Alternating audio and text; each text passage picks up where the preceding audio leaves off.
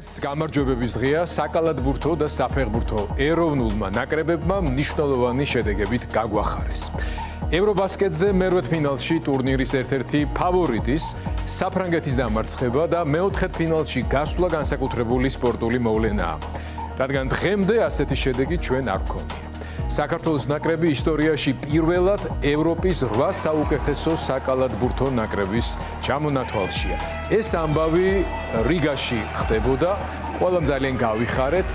მათ შორის ამ შემთხვევაშიც მიუხედავად იმისა, რომ ძალიან დაძაბული იყო ეს შეხვედრა, ბოლოს მაინც დამაჯერებლად მოვიგეთ და თან მოვუგეთ ვის ამ ტურნირის ერთ-ერთ მთავარ ფავორიტს საფრანგეთის ნაკრებს. და პარალელურად თბილისში დინამო არენაზე საქართველოს ეროვნულმა საფეხბურთო ნაკრებმა 2026 წლის მსოფლიო ჩემპიონატის შესარჩევი ჯგუფური ეტაპის მეორე შეხვედრაში დამაჯერებლად დაამარცხა ბულგარეთის ნაკრები 3-0. ულოცავთ ფეხბურთელებს, კალათბურთელებს, გულშემატკივრებსა და მთელ საქართველოს და რა თქმა უნდა მომავალ ასპარეზობებში მრავალ წარმატებას ვუსურვებთ.